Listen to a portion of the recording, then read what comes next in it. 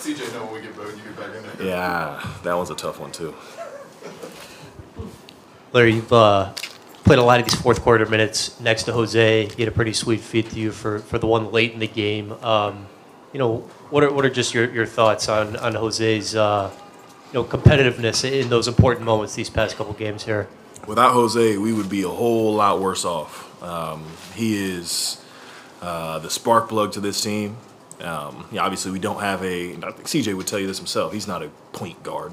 He's a combo guard, two guard. But Jose being a true point guard and coming in and running the team like the change of pace he brings for us is massive. These past few games, all season, he's been. I don't even know what his numbers are. I don't necessarily care because he plays bigger than his numbers. So Jose's got a fan in me, and he should have a fan in a whole lot more people. He should be getting more national recognition for just more than GTA. How does having kind of the true point guard down there at times help the offense?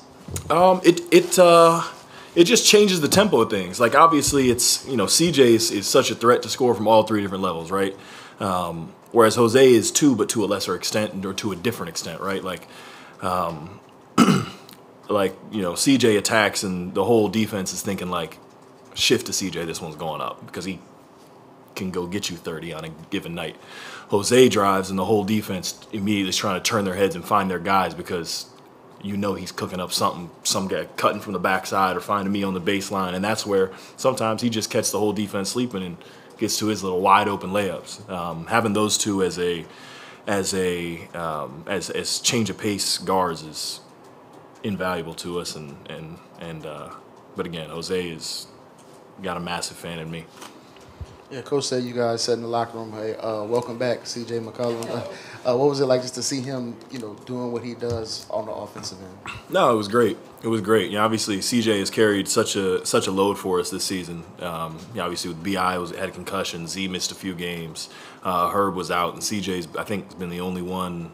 Other than JV, CJ's been the only one that hasn't missed a game and been with us, every one. So you can see his legs getting a little tired and he was getting a little weary. But these 2 days off, really off. These 2 non-game days just a little bit ago really helped him, find his legs again. And obviously, a game without Z or a game without B, we're going to need different guys to step up. And CJ answered that call tonight in a pretty big way. Yeah, second straight game for you where you're making a big impact on the offensive end with your scoring. What's been the key, just, adding that to this team along with everything you're doing on the defensive end? Look, I keep saying it, and I'm going to keep saying it again. My job is so easy. My job is so easy. All I got to do is put the ball in the basket. Catch, finish. I just get to go out there and do drill work pretty much. I'm serious. Jose carves through the lane, drops one off to me, and it's me versus the rim. I better make that. Again, CJ, takes all the pressure off me, finds me in a pocket, and it's me versus the rim. To a certain extent,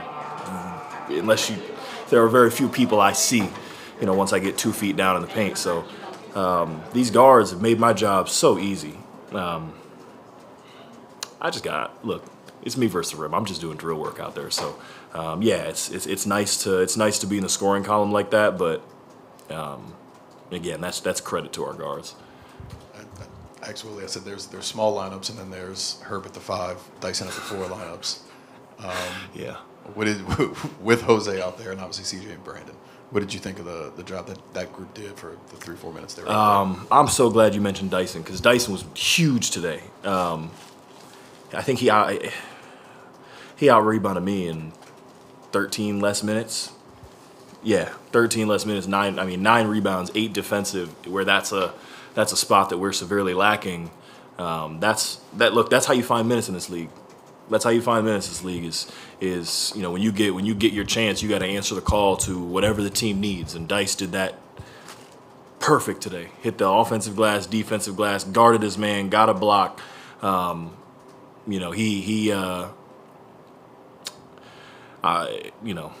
earned himself some minutes today.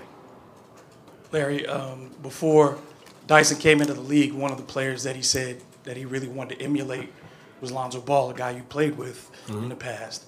Do you see some of those similarities because of the defensive rebounding, the pushing the ball ahead, the defensive ability?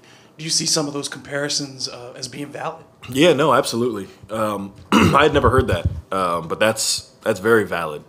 Obviously, Zoe, I got to see him, fresh out of UCLA, so getting to see Dyson in the same position is that's a good one. That's a really good one. Obviously, like the way he defensive rebound. There was one play where Dice I was boxing my man out. Dice flew up over top, and like I just looked back at him to tell him like, let's catch our breath for a second. I was tired, and he had already had it slung over his head to Jose and down the court, and I'm like, all right, I'll take the two, but let me get a break. Let me get a break next time. It's just that kind of basketball knack and instinct that you can't really teach. He's got all that and a nose for the ball. So, he's there are a lot of teams in the league where he would be playing huge regular minutes for, and it's just I think it's fortunate for him that he gets to go on this ride with us and learn in an environment that is gonna be conducive to competitiveness. So he's gonna get to learn on the fly with playing big minutes and big games like he did tonight. This is something that is invaluable to someone in there early on. Larry, you mentioned it was only you in the rim, but it seems like you caught another body tonight. And the guy, I think it's John Conchar, ended up in the front row of their teammates.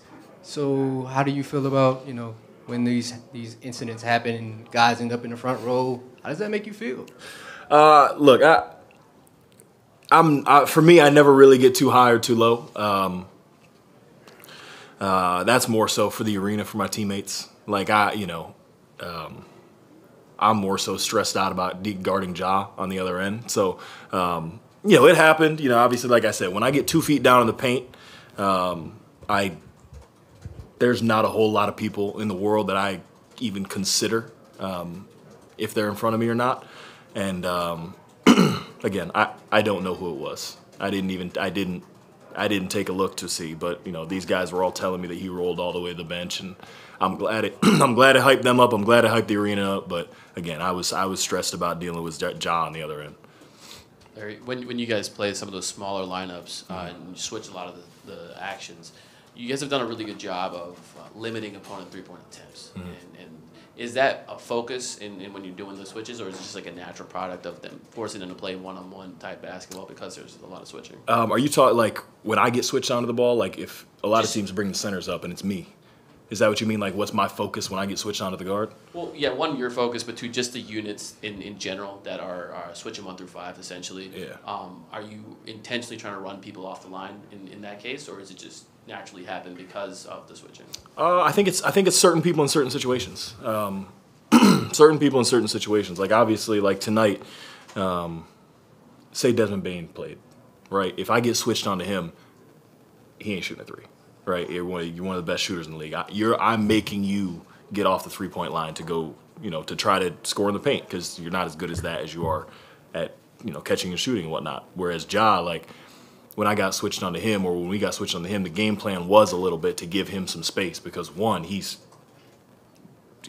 fast, he's lightning quick, and two, he's still shooting 41% from 3 this year. But I'd rather him do that than go up with the right hand, switch to the left, and dunk on our low man. He's. I think it's very personnel driven. A lot of guys that we've been playing is we've been keyed up on keeping them off the 3-point line. So yeah, I guess that explains it. But it's very personnel driven. And as the season's progressed, how do you feel your communication as a unit is coming along on the defensive end, and especially in the smaller units? No, it's been great. The smaller units, that's where I thrive. That's where I thrive. Is kind of barking out. Not orders, but talking out what's happening in front of me and who to go where, and keeping certain guys out of certain situations that I don't want them in. And so, that's been, guys have been great with it. Obviously, Jose is much more than just a pest, but he's awful to have on the ball for them. Same thing with Herb, same thing with Naji. So when we go to certain lineups, it's like, go ahead. Attack any one of us, and there's not a weak link out here. So those small ball lineups are a lot of fun to play in, and I think we've got one of the better units in the whole league. Thanks, Larry. Sweet. Thanks, guys. I'll try to hurry CJ up, but Good luck.